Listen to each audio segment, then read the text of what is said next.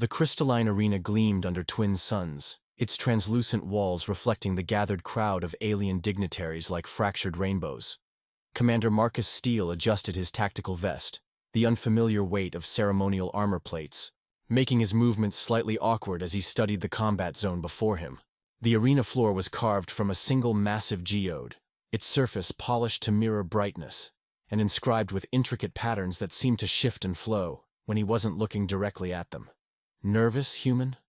The voice belonged to Krax, a towering Vorthak warrior whose chitinous exoskeleton gleamed like polished obsidian. Multiple compound eyes tracked Marcus's every movement, while mandibles clicked in what passed for amusement among his species. The Blade Maiden has sent stronger warriors than you running in terror. Before we jump back in, tell us where you're tuning in from, and if this story touches you, make sure you're subscribed, because tomorrow I've saved something extra special for you. Marcus didn't rise to the bait, instead focusing on the opposite side of the arena where ornate doors carved, with flowing script remained sealed. According to the briefing materials, those doors hadn't opened for anyone in over 2 standard years. Behind them waited Silas Moonwhisper, the legendary Etherean Blade Maiden, whose test had become the stuff of galactic legend. Define stronger, Marcus replied mildly, checking the unfamiliar weight of the ceremonial blade at his hip. Unlike his preferred combat knife or plasma rifle, this weapon was a work of art. Curved steel inlaid with precious metals and gems that caught the light, like captured stars. It was beautiful, expensive, and completely impractical for actual combat. The Vorthak's mandibles spread wider in what might have been a grin. Korith the Unbreakable lasted 17 minutes before her blade shattered his will. The Zephyrian, Champion Valdris, made it to 23 minutes before he begged for mercy. Even Thane Ironheart of the Draconic Houses, a warrior who once held the Crimson Gates against 10,000 enemies, lasted only 31 minutes before he surrendered. Marcus absorbed this information, filing it away with the tactical data he'd been reviewing for weeks. The Etherean Blade Maiden's test wasn't just about combat prowess, it was something deeper, more fundamental. According to the limited intelligence available, she fought not just to defeat but to understand, to peer into the very soul of her opponents and find them wanting. "And how long did you last?" Marcus asked casually. The clicking of Krax's mandibles stopped abruptly. 8 minutes, he admitted grudgingly. Her blade sang a song that made my ancestors weep with shame. I have never felt so small, so inadequate. Around the arena, other warriors from dozens of species filled the observation decks. Marcus recognized several faces from the intelligence briefings. Veterans of the border wars, champions of gladiatorial circuits, master swordsmen whose reputations spanned star systems. All had come to witness either another failure or the impossible. Someone actually passing the Blade Maiden's test. The human delegation occupied a smaller section, their expressions ranging from confident to openly skeptical. Ambassador Chen leaned forward, her diplomatic composure barely containing her anxiety. The political implications of this test extended far beyond personal honor. Humanity's application for full membership in the Galactic Council hinged on proving they could hold their own among the established warrior cultures. Preparing and narrating.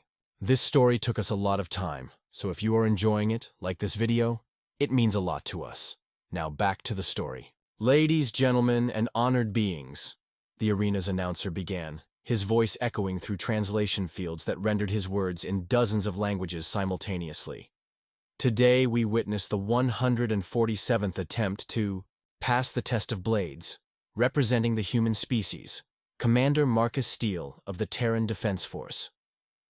Polite applause rippled through the crowd, though Marcus noticed it lacked the enthusiasm that had greeted previous challengers. Humanity was still the newcomer here, their military prowess unproven in the eyes of species that had been waging war among the stars for millennia. The ornate doors across the arena began to glow, their carved script shifting from silver to gold, to something beyond visible light that made Marcus's eyes water. Ancient mechanisms hummed to life, and slowly, dramatically, the doors swung open. Silas Moonwhisper emerged like a figure from legend. She stood nearly 7 feet tall, her ethereal form moving with liquid grace that seemed to defy physics. Her skin held the pale luminescence of moonlight, while hair that shifted between silver and platinum flowed behind her like a living aurora. But it was her eyes that caught Marcus's attention. Deep violet orbs that seemed to hold the wisdom of ages and the sadness of countless disappointments. Her armor was a masterwork of Etherean craftsmanship, form-fitting plates that emphasized rather than concealed her warrior's physique. Each piece was inscribed with flowing script that pulsed with inner light, and the entire ensemble moved with her like a second skin. At her side hung the legendary Soul Render, a blade forged from crystallized starlight that hummed with barely contained energy. "Another challenger approaches," she said, her voice carrying clearly across the arena despite being barely above a whisper. The translator fields couldn't quite capture the musical quality of her words, the way they seemed to resonate in harmonics that touched something deep in the listener's chest. "Tell me, human, what brings you to seek passage through the test of blades?" Marcus stepped forward, his ceremonial armor suddenly feeling like children's dress-up clothes compared to her magnificent presence. Around the arena, conversations died as thousands of beings leaned forward to hear his response. "I come to prove that humanity deserves its place among the warrior peoples of the galaxy," he said formally, the words he'd rehearsed for weeks. But as her violet eyes met his, something made him add, "And because I'm curious about someone strong enough to defeat every challenger for 2 years running." A murmur rippled through the crowd. Curiosity wasn't typically cited as motivation for facing one of the galaxy's most dangerous tests. Silas tilted her head slightly, and for the first time in longer than she cared to remember, genuine interest flickered in her ancient eyes. "Curiosity," she repeated, the word carrying layers of meaning in her musical voice. "How refreshingly honest. Most come seeking glory, or to prove their strength, or because their pride demands it. None have admitted to simple curiosity." She began walking toward the center of the arena, each step causing the crystalline floor to chime softly. Marcus matched her pace, noting how she moved, not with the aggressive swagger of most warriors, but with the fluid confidence of someone so secure in their abilities that they had nothing to prove. "The test of blades is not what most believe it to be," she continued as they approached the fighting circle marked in the arena's center. "It is not about skill with a weapon, though skill is required. It is not about strength, though the weak cannot endure it. It is about something far more fundamental." "The soul," Marcus said quietly, remembering the briefings and the testimony of previous challengers. "Indeed." She drew Soul Render in one smooth motion, the blade singing as it cleared its sheath. The weapon seemed to bend light around it, creating aurora-like patterns in the air. "I fight not to defeat the body, but to test the spirit. To see if there exists beneath the warrior's facade something worthy of respect." Marcus drew his own blade, acutely aware of how mundane it looked compared to her stellar masterpiece. "And in 2 years, no one has measured up?" "In 2 years," she said, settling into a combat stance that looked more like a dancer's pose. "I have found only emptiness. Warriors who fight for glory. Champions seeking to add my defeat to their list of accomplishments. Heroes driven by the need to prove their superiority." Her voice carried a note of infinite sadness. "None who fight simply because it is what they are." The arena fell silent except for the soft humming of her blade and the barely audible whisper of the climate control systems. Marcus studied her stance, noting how she held her weapon, not as a tool of aggression, but as an extension of herself. This wasn't going to be a conventional fight. "Begin when ready," she said softly. Marcus had spent weeks studying recordings of her previous matches, analyzing her techniques and patterns. He knew she favored flowing, circular movements that redirected rather than blocked incoming attacks. He understood that her blade work combined elements of 17 different martial traditions into something uniquely her own. He had memorized the way she used her superior reach and the strange properties of her crystalline weapon to maintain distance while wearing down opponents through precision strikes.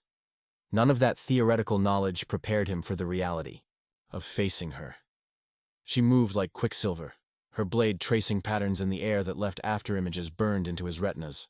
Her first attack came not as a strike but as a question, a probing thrust that tested his reflexes while simultaneously gauging something deeper.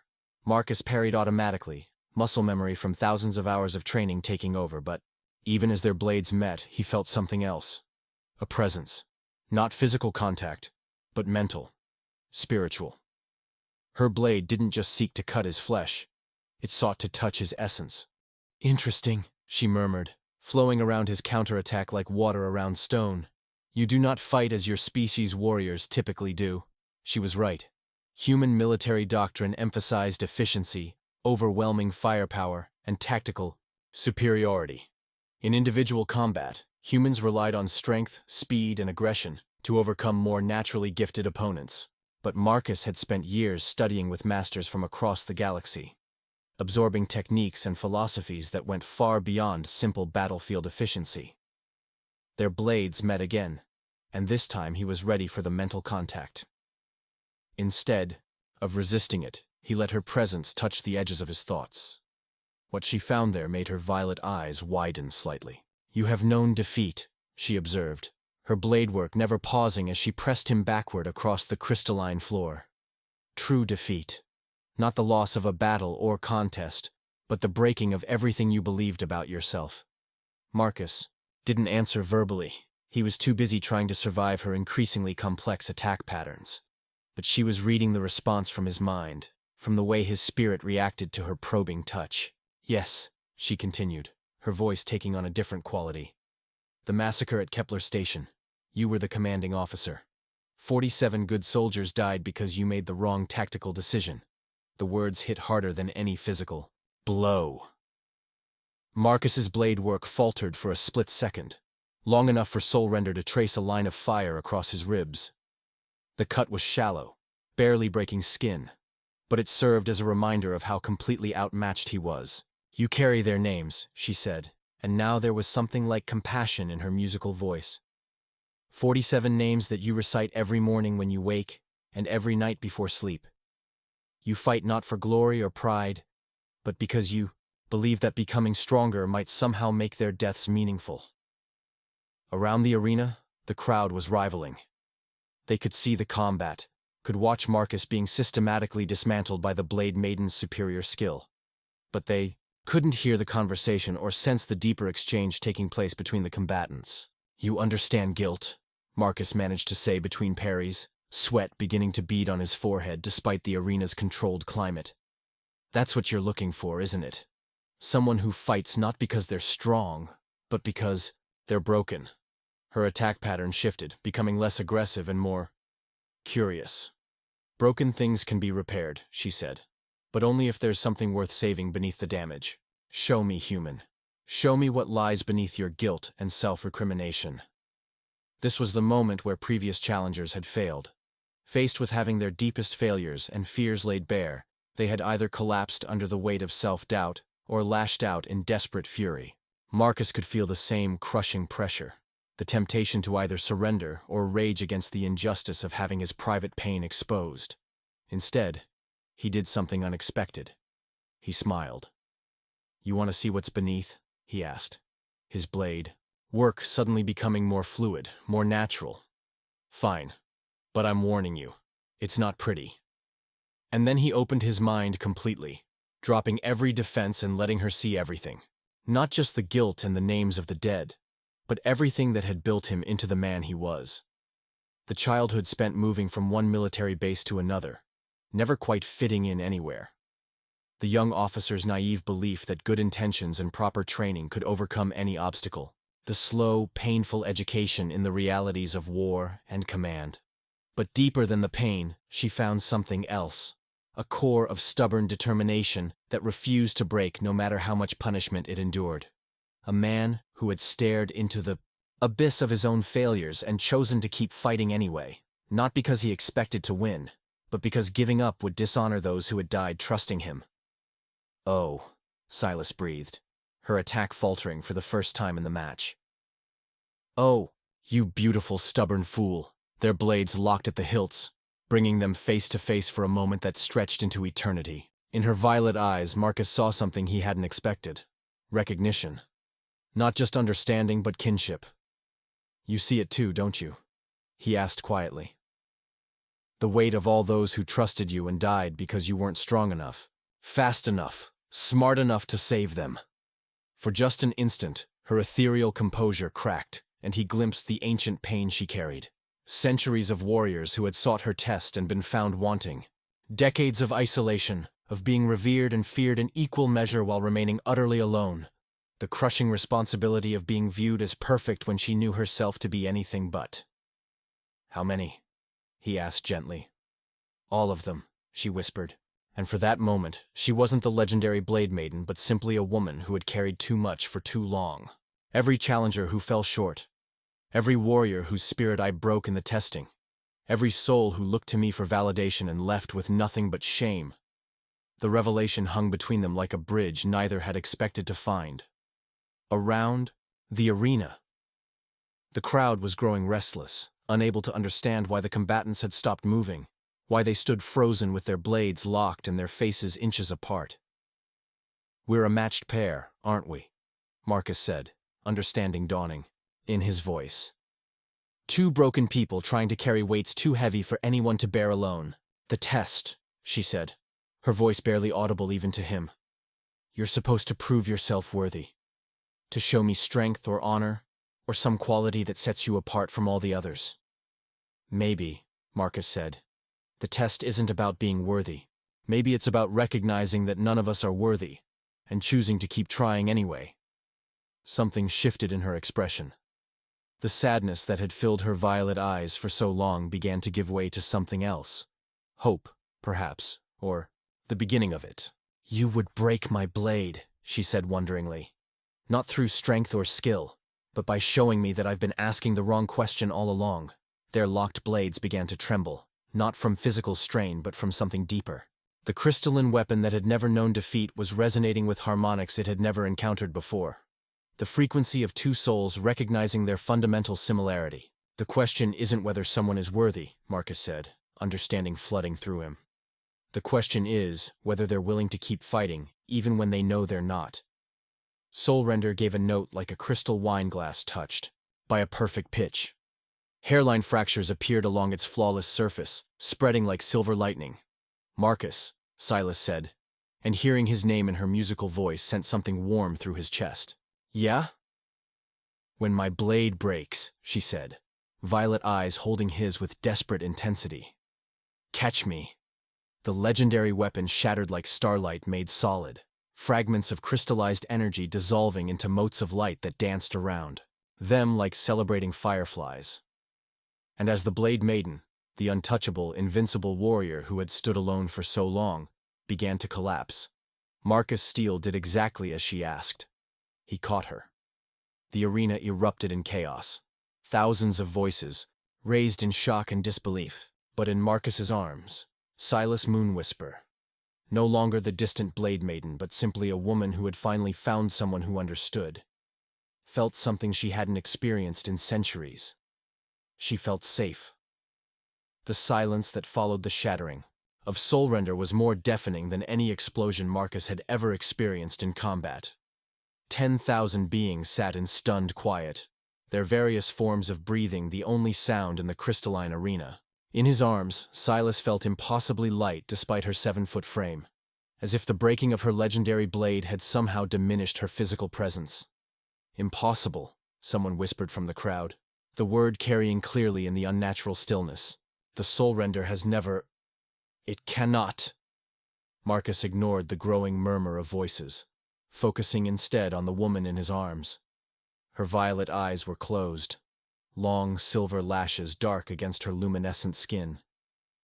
For the first time since entering the arena, she looked fragile, not the invincible Blade Maiden of legend, but someone who had carried an impossible burden for far too long. "Silas," he said softly, his voice meant for her alone. "Come back to me." Her eyes fluttered open, focusing on his face with visible effort. "Marcus," she breathed, his name still carrying that musical quality even in her weakened state. "The blade. I felt it die. 5,000 years of accumulated soul memory, gone in an instant." "I'm sorry," he started, but she pressed a finger to his lips. "Don't apologize for giving me the greatest gift anyone has offered in centuries," she said, struggling to sit up in his arms. "You freed me from a burden I didn't even realize I was carrying." Around them, the arena was erupting into chaos. Representatives from dozens of species were on their feet, voices raised in argument, confusion, and demands for explanation. The Vorthak delegation was clicking furiously among themselves, while the proud draconic houses roared their displeasure at what they clearly viewed as some form of trickery. "For 2,000 years, she said, her voice carrying to the crowd whether she intended it or not, I have tested warriors from across the galaxy. I have sought among them someone worthy, someone who embodied the ideals that we claim to cherish. Strength, honor, courage." She paused, violet eyes sweeping across the assembled beings. "I found none of these things." The crowd's murmuring grew louder, but Archon Valdris gestured for continued silence. Instead, Silas continued, her musical voice gaining strength. "I found empty pride. Warriors who fought not for noble purposes, but for personal glory. Champions who measured themselves not by what they protected, but by what they conquered. Heroes whose courage extended only as far as their certainty of victory." Cracks rose from his seat, mandibles clicking aggressively. "You dare insult the greatest warriors of our age? I am Cracks the Destroyer, bane of the Crimson Nebula campaigns. My honor—" "Your honor," Silas interrupted with deadly calm, "is measured by the number of beings you have killed, not by the lives you have saved. You fight because it feeds your ego, not because it serves any greater purpose." The Vorthak warriors' chitinous plates flared with anger. But before he could respond, another voice cut through the tension. "And what of you, Blade Maiden?" Thane Ironheart of the Draconic Houses had risen to his full imposing height, scales gleaming like polished armor in the arena's light. "You who have rejected every challenger, who have set yourself up as judge of all who seek to prove themselves worthy. What gives you the right to determine who measures up to your impossibly high standards?" It was a fair question, and Marcus felt Silas tense beside him. For centuries, she had been the ultimate arbiter of worthiness, the final test that separated true warriors from mere fighters. But now, with her blade broken and her certainty shattered, what was she? "You're right," she said quietly, the admission rippling through the crowd like a shockwave. "I have no right to judge anyone. I never did." Marcus felt the admission cost her everything. This was a being who had defined herself by her role as the ultimate test, whose entire identity was built around being the measure against which all others were found wanting. To admit that the test itself was flawed, that she had been wrong for centuries, was to tear down the foundation of everything she believed about herself. "The test of blades was created in another age," she continued, her voice growing stronger as she spoke. "When the galaxy was younger and the threats we faced were simpler. It was meant to identify leaders who could unite the warrior peoples against the darkness that threatened to consume us all.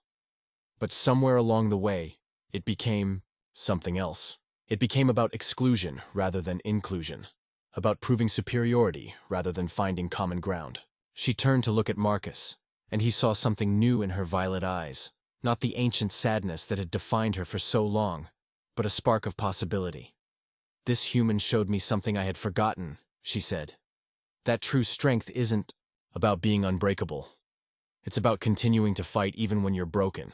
It's about carrying the weight of your failures and choosing to try again anyway. It's about recognizing that none of us are worthy, and deciding that we'll keep trying to become worthy regardless." Archon Valdris descended from his elevated position, his crystalline form refracting the arena's light into prismatic patterns. "These are pretty words, Blade Maiden, but they do not address the fundamental question. The test has been broken. A weapon that was thought indestructible lies in fragments. The human has neither passed nor failed. He has simply ended something that was meant to be eternal." "Maybe that's exactly what needed to happen," Marcus said, speaking for the first time since catching Silas. All eyes turned to him, and he felt the weight of representing not just himself, but his entire species. Maybe some things need to be broken before they can be rebuilt into something better. "Human arrogance," Cracks snarled. "You destroy something sacred and claim it was for the greater good." "I didn't destroy anything," Marcus replied calmly. "The blade shattered because it finally encountered something it couldn't cut through, the recognition that we're all fighting the same battle against our own inadequacies. Philosophy and metaphor, Thane Ironheart rumbled dismissively. What matters is that humanity sought to join the Council of Warrior Peoples through the time-honored test, and instead ended up destroying that test entirely. How are we to judge their worthiness now?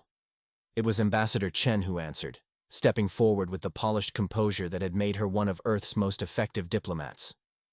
Perhaps, honored Thane, the question isn't whether humanity is worthy to join you. Perhaps the question is whether any of us are worthy of the responsibilities we claim. A ripple of shocked silence greeted this statement.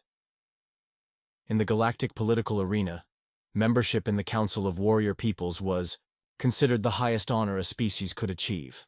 To suggest that the members themselves might be unworthy was diplomatic heresy.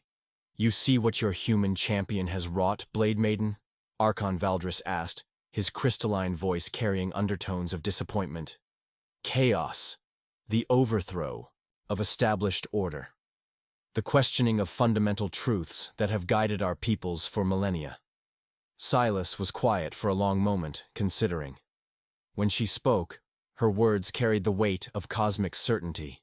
Good. The simple statement hit the arena like a physical blow. Good. Several voices echoed in disbelief. Yes, good, she repeated, straightening to her full, impressive height. Without her blade, she seemed somehow more present, more real than she had been with it. For too long, we have allowed tradition to become dogma. We have let ancient customs blind us to present realities.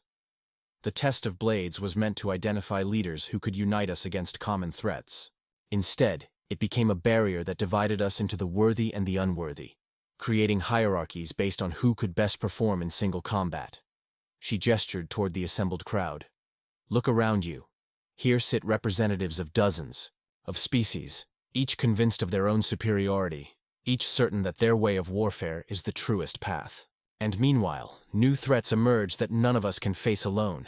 Technological civilizations that render individual combat prowess irrelevant, hive minds that care nothing for personal honor, entities that exist beyond our understanding of physical reality. Marcus felt a surge of admiration for her courage. She was essentially arguing for the dismantling of everything that had given her life meaning.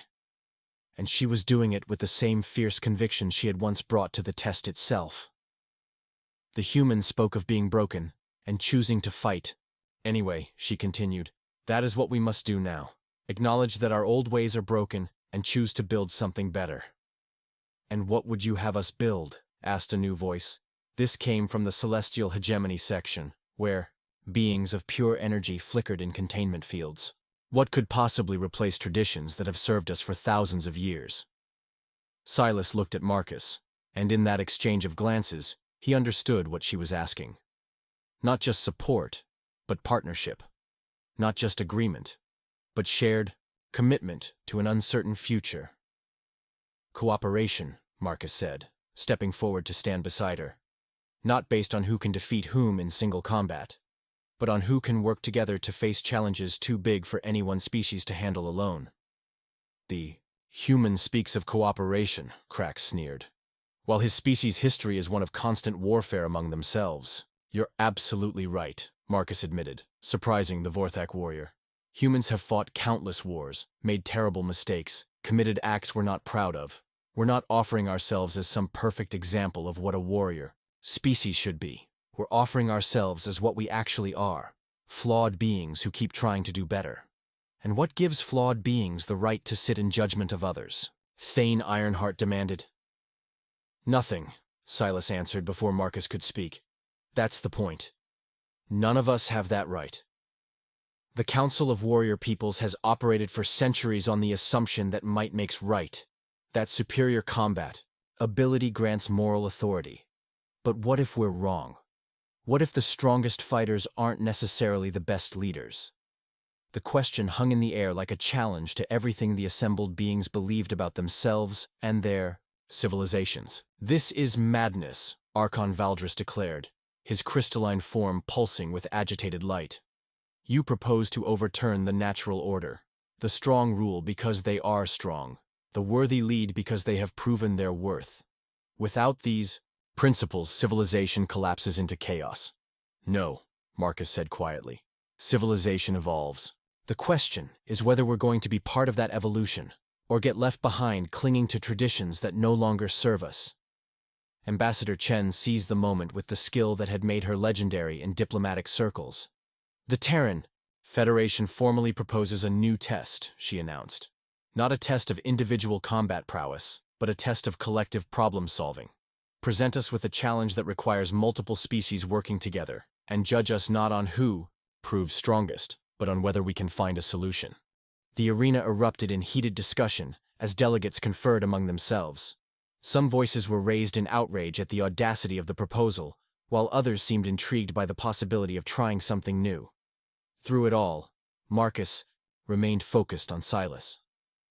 The breaking of her blade had freed her from an impossible burden, but it had also left her without the role that had defined her for millennia.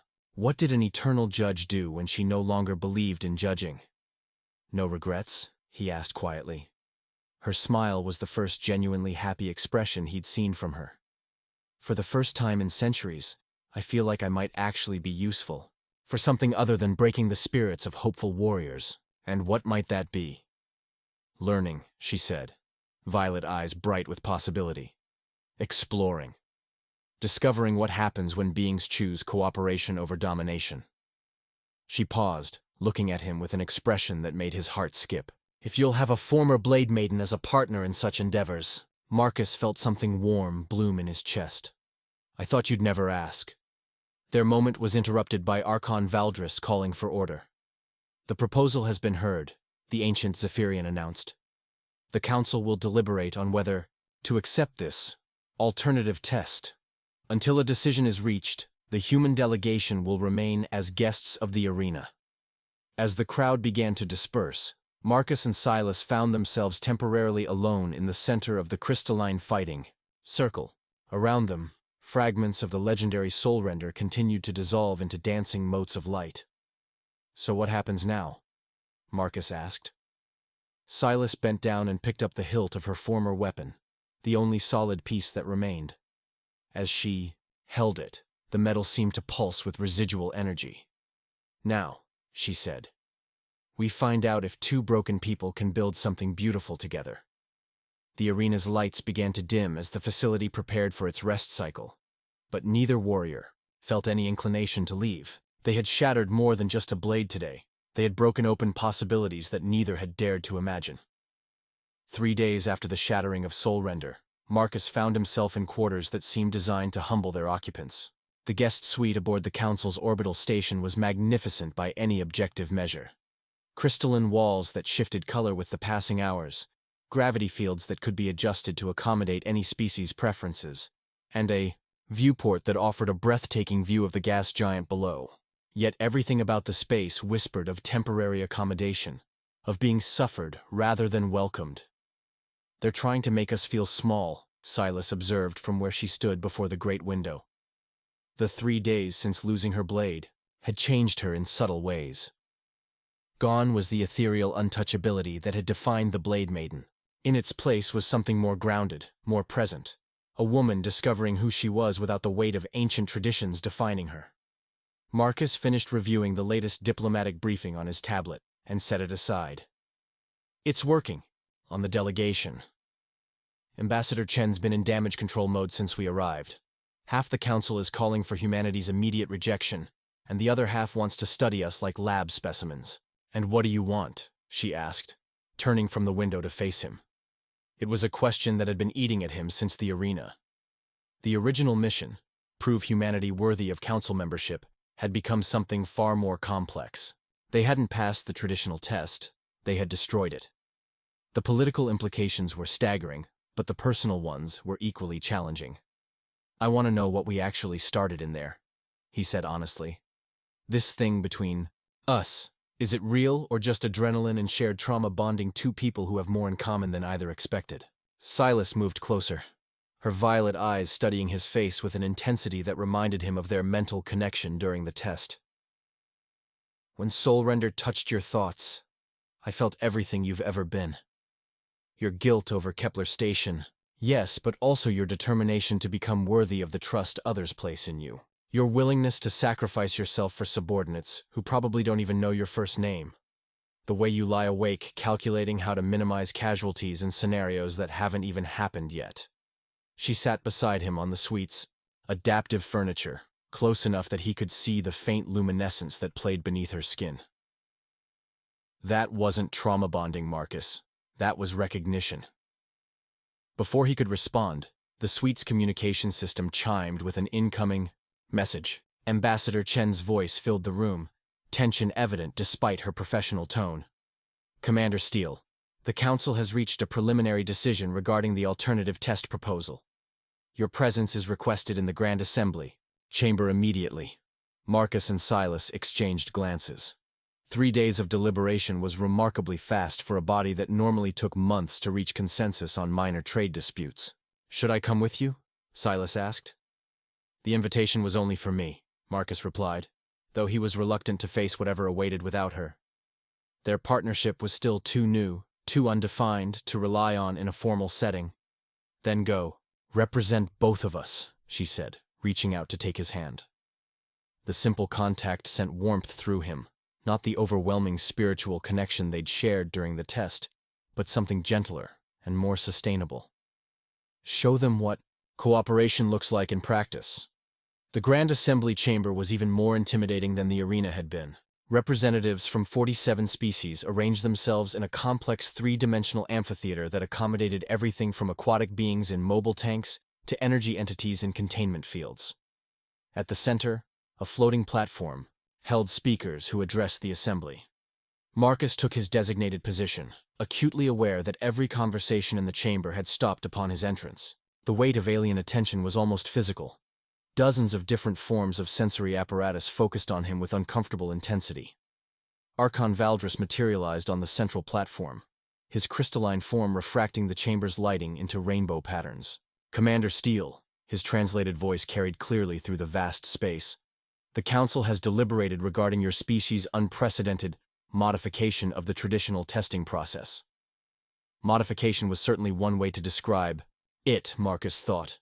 The consensus, Valdris continued, is that while your actions were irregular, they have raised questions about the effectiveness of our current evaluation methods. Therefore, the Council has decided to offer humanity a chance to prove the worth of your proposed cooperative approach. A murmur rippled through the assembly. Marcus felt a spike of anticipation. This was better than outright rejection, but experience had taught him to be wary of gifts from political bodies. However, and there was always a however, the test we have devised will be considerably more challenging than individual combat. You will be given a real crisis to resolve. One that threatens civilian populations and requires immediate action. Marcus's tactical mind immediately began calculating the implications. A real crisis meant real stakes, real people who would suffer or die based on their performance.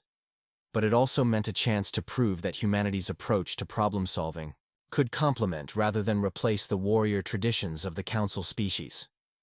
The situation, Valdris continued, is occurring in the Helix Nebula, approximately 47 light-years from our current position.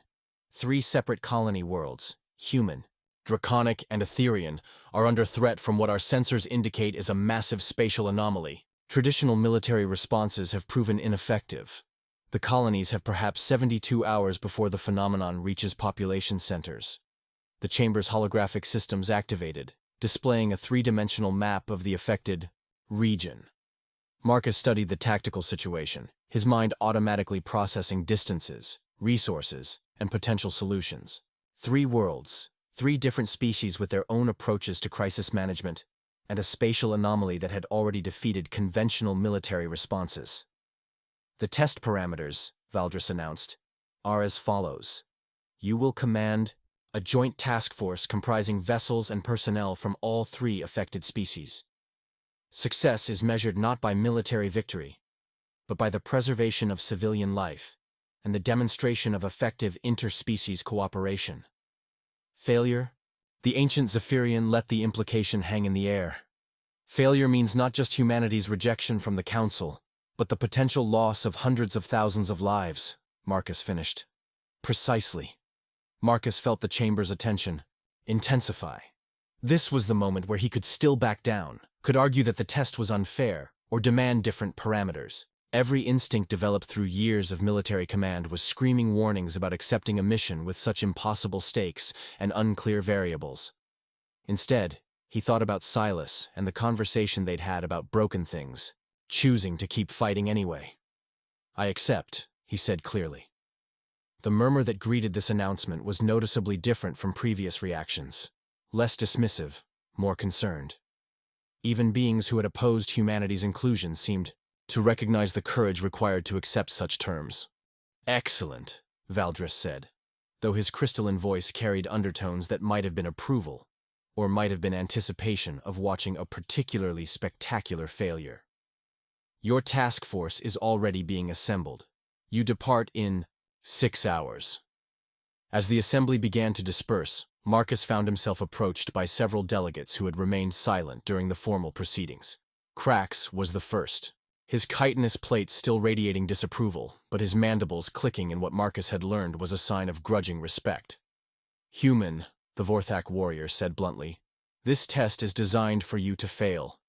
3 species who have never successfully cooperated, a crisis that has already defeated their individual military responses, and a timeline that prevents careful planning. The Council expects to watch you struggle helplessly while civilians die, thus proving that your cooperative philosophy is naive idealism."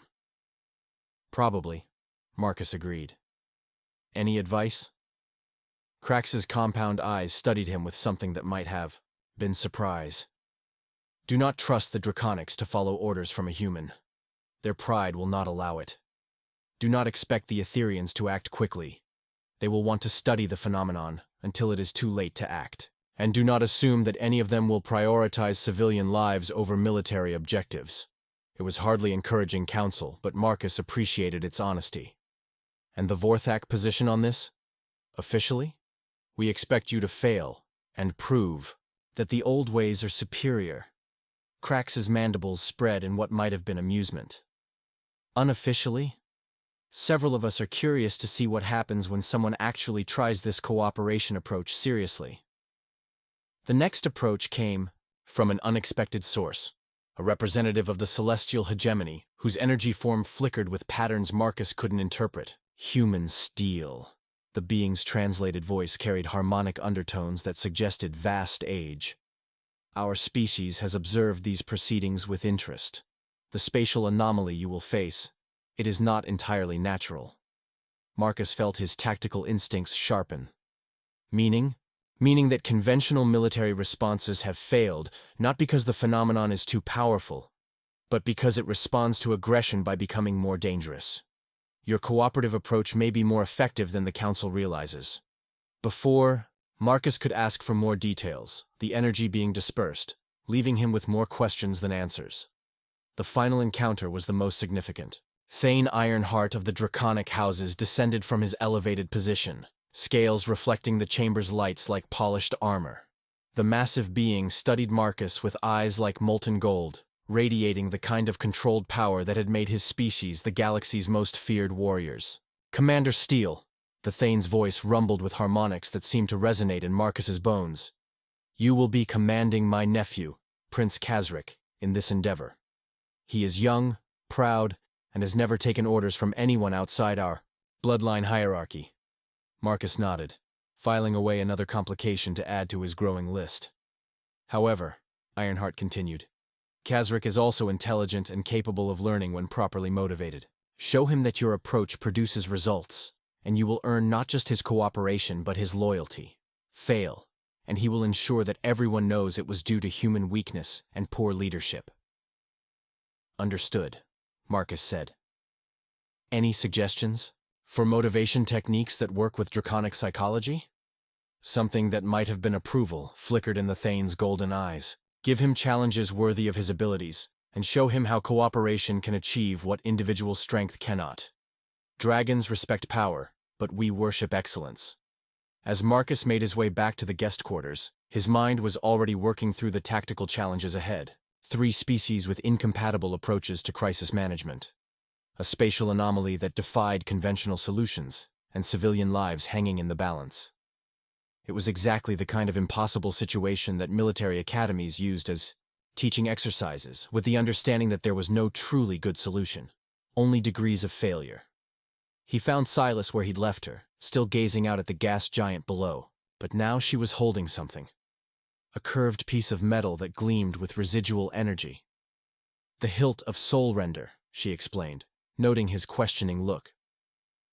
I've been thinking about what you said. Broken things choosing to keep fighting. Anyway, and? She turned to face him, and he saw a determination in her violet eyes that reminded him why she had been legendary even among legendary warriors. A blade can be reforged, Marcus. Stronger than it was before, if the smith knows what they're doing. Are you offering to come along on this mission? He asked, hope warring with concern. Having her expertise would be invaluable, but the political implications of the Blade Maiden joining humanity's test could be explosive. I'm offering to help you prove that cooperation isn't just idealistic philosophy, she said. That beings who choose to work together can achieve things none of them could accomplish alone. Marcus felt something click into place. Not just tactical, understanding, but emotional certainty. Whatever they were building together, it was real enough to risk everything on. Then let's go save some worlds, he said. Silas smiled, and for the first time since he'd met her, it was the smile of someone looking forward to the future, rather than carrying the weight of the past. Commander, she said as they began preparing. To leave. Yeah? When we get back from this, assuming we survive, I'd like to explore some of those interesting positions we didn't have time for earlier. Marcus grinned. Is that a promise or a threat? Both, she said, and the warmth in her voice made him believe that maybe, just maybe, they could pull off the impossible. Outside their viewport, the stars wheeled in their ancient patterns, indifferent to the struggles of the small beings who dared to dream of changing the galaxy. But in the guest quarters of a council station, two warriors who had found each other by breaking everything they'd once believed in were preparing to prove that sometimes the best way to fix a broken universe was to embrace the breaking. The joint task force assembled at the edge of the Helix Nebula was a testament to the galaxy's diversity and its divisions. Marcus studied the tactical display aboard the human command vessel Determination, watching three separate fleets maintain careful distances from each other, like wary predators forced to share hunting grounds. Status report, he called out to his mixed-species bridge crew, an arrangement that would have been unthinkable just days ago. Lieutenant Chen, Ambassador Chen's niece and a rising star in Terran naval intelligence, highlighted the formations on the main screen. Human contingent, 6 heavy cruisers, 12 frigates and support vessels. Draconic force, 3 battleships, 8 destroyers, all designed for direct assault. Etherian fleet, 2 science vessels, 4 light cruisers with advanced sensor arrays. And none of them are talking to each other, Silas observed from her position beside Marcus's command chair. She had insisted on being present as an advisor, rather than taking formal command rank. But her presence alone had shifted the dynamic of every conversation since their arrival. Through the viewport, the spatial anomaly dominated the view like a malevolent tumor in space itself. It defied easy description. Part gravitational distortion, part energy discharge, part something that hurt to look at directly. Tendrils of impossible physics reached out from its core, already touching the outer atmospheres of the 3 threatened worlds. Incoming transmission from Prince Kazric, the communications officer announced. The main screen shifted to show the interior of a draconic bridge, all gleaming metal and controlled aggression. Prince Kazric himself was an impressive specimen even by draconic standards. Golden scales traced with silver patterns, eyes like molten copper, and the kind of barely contained power that radiated from beings born to rule through strength. Uman, Commander. Kazric's voice carried the grinding harmonics characteristic of his species. My forces are prepared to engage the anomaly directly. Our plasma cannons can destabilize its energy matrix while my fighters penetrate its defensive perimeter. Before Marcus could respond, another channel opened. The Etherian science vessel Contemplation appeared in a split screen, its bridge a study in flowing organic curves and crystalline surfaces. Dr. Lyrian Starweaver, the expedition's lead scientist, was every inch the ethereal scholar. Tall, graceful, with the same luminescent skin as Silas, but marked by intricate tattoos that pulsed with bioluminescent patterns. Prince Kazrik's approach is precisely why the previous military efforts failed, Lyrian said with the patience of someone explaining basic physics to a child. The anomaly demonstrates clear, reactive properties. Aggressive action triggers exponential growth in its defensive capabilities. We require detailed study before any intervention is attempted. Study? Kazrik's scales flared with indignation. While 3 worlds burn? This is why Etherian caution has become a galactic joke. By the time you finish your precious research, there will be nothing left to save. Marcus watched the exchange with growing understanding. This wasn't just about tactical disagreement. It was about fundamental philosophical differences in how problems should be approached. The Draconics saw a threat to be destroyed through superior firepower. The Etherians saw a puzzle to be solved through careful analysis. And meanwhile, time was running out. Both approaches have merit, Marcus said, stepping into the conversation. But neither addresses our primary objective: evacuating civilian populations before the anomaly reaches them. Evacuation is surrender, Kazrik snarled. Dragons do not flee from battle. Analysis paralysis serves no one if we're still debating when the worlds die, Lyrian countered with Etherian directness. Marcus felt Silas's hand touch his shoulder, a gesture of support that somehow also conveyed tactical advice. In that brief contact, he understood what she was suggesting. Dr. Starweaver, Marcus said, how long would you need to determine the anomaly's growth pattern and predict when it will reach each world's population centers? With proper sensor data, perhaps. 6 hours, the Etherian scientist replied cautiously. Prince Kazrik, how long would it take your forces to establish evacuation corridors from all 3 worlds to safe jump points? The Draconic Prince's eyes narrowed as he considered the tactical challenge. 8 hours, assuming we can suppress defensive satellites and clear orbital space of debris. Then here's what we're going to do, Marcus announced. Dr. Starweaver, you'll have 3 hours to analyze the anomaly and provide us with predictive models. Prince Kazrik, you'll use that time to begin establishing evacuation routes. I'll coordinate civilian movement while you both work on your specialties. 3 hours is insufficient for proper analysis, Lyrian protested. 8 hours is too long if the anomaly accelerates, Kazrik added. Which is why, Marcus continued, we're going to do both simultaneously and adapt our plans as new information becomes available. We're not choosing between research and action. We're doing both. The concept seemed to genuinely confuse both alien commanders. In their experience, you either studied a problem or you attacked it. The idea of doing both at once violated their fundamental approaches to crisis management. Commander, Silas said quietly, there's something else we should consider.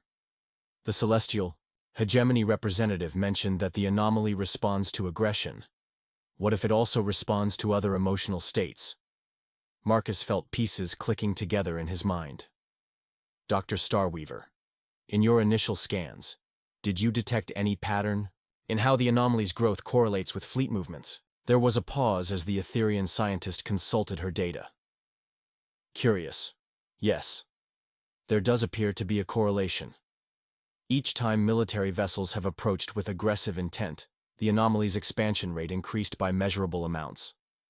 And when ships withdraw, the growth rate decreases, but doesn't stop entirely. It's feeding on something, Marcus realized. Not just aggression, but maybe emotional energy, fear, anger, hostility. Prince Kazrik's image flickered with what might have been incredulous laughter.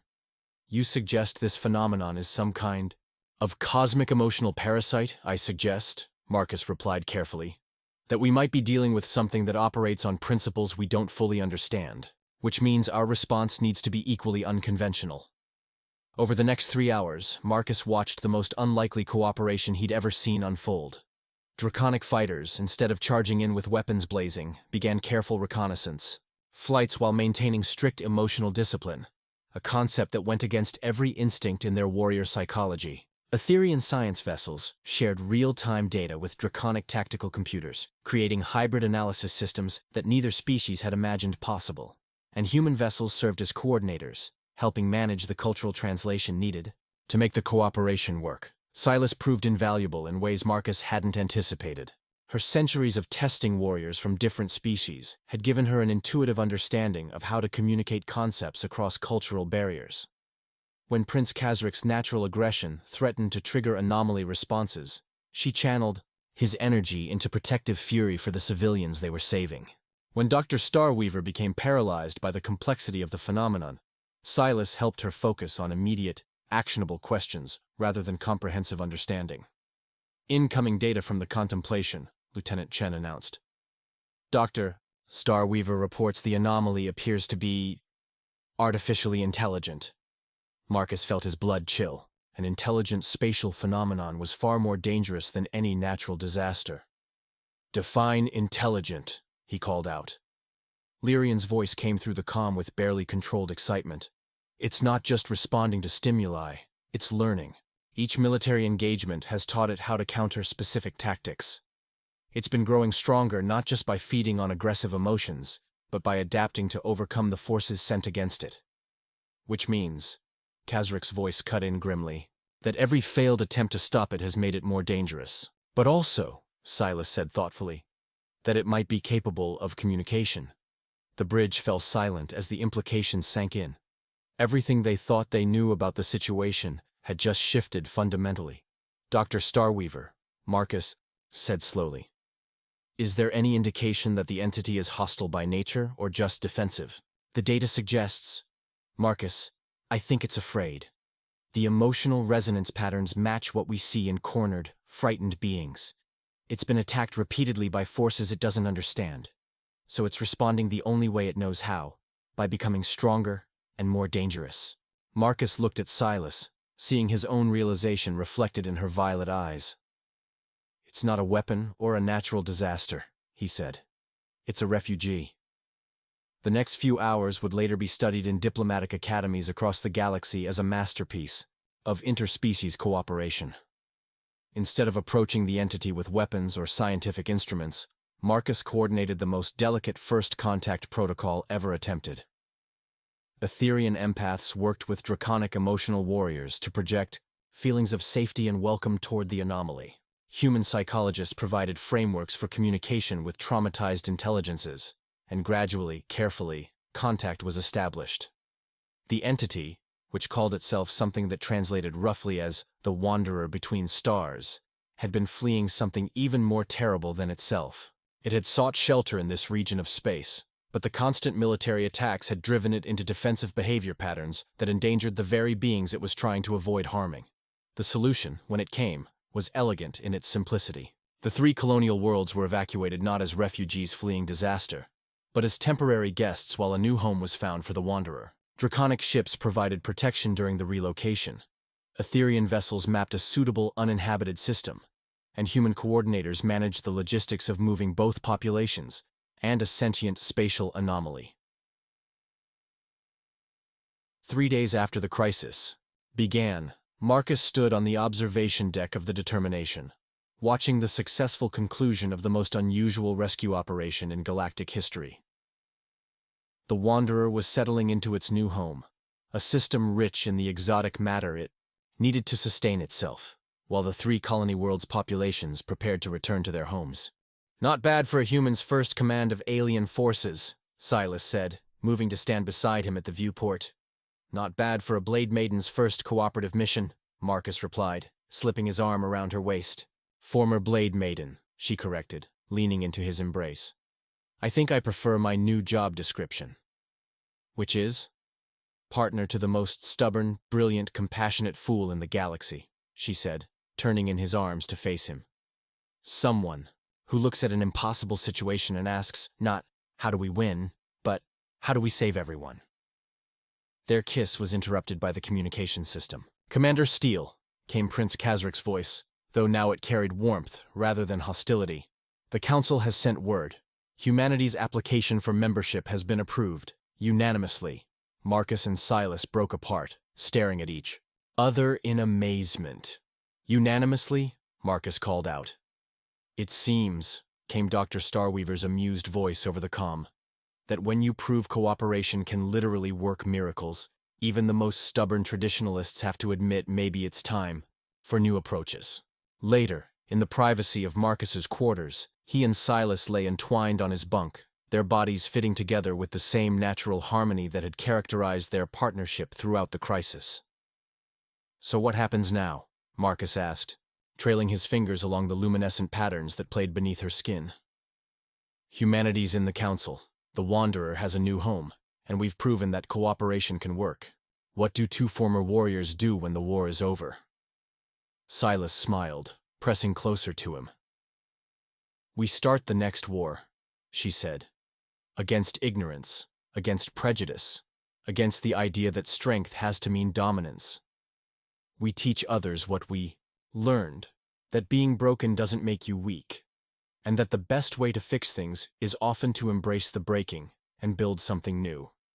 And between battles?" Her smile turned predatory in the most delightful way. "Between battles, we explore some of those interesting positions I mentioned earlier. I have centuries of pent-up energy to work through, and you, my dear human, are going to help me with that." Marcus grinned, pulling her closer. "I love it when you make threats." "Who said I was threatening?" As the determination turned toward home, carrying news of humanity's acceptance into the galactic community. Two souls who had found each other by breaking the unbreakable, prepared to face a future full of possibilities. The test of blades was ended, but their story, the story of what happened when beings chose cooperation over conquest, understanding over judgment, and love over isolation, was just beginning. In the depths of space, the Wanderer settled into its new home, sending ripples of gratitude across dimensions. 3 colonial worlds prepared to rebuild with the knowledge that the galaxy was larger and stranger and more wonderful than they had ever imagined. And somewhere in the council chambers, ancient beings who had thought they knew everything about strength and worthiness began to question assumptions that had guided them for millennia. Change, as Marcus and Silas had learned, was rarely comfortable, but sometimes the most uncomfortable changes led to the most beautiful destinations. And in the quiet of a ship's quarters, surrounded by the vast cosmos that no longer seemed quite so hostile, 2 warriors who had found their way home in each other's arms discovered that the best victories were the ones where everybody won. Up next, you've got 2 more standout stories right on your screen. If this one hit the mark, you won't want to pass these up. Just click and check them out. And don't forget to like, subscribe, and turn on the notification bell so you don't miss any upload from us.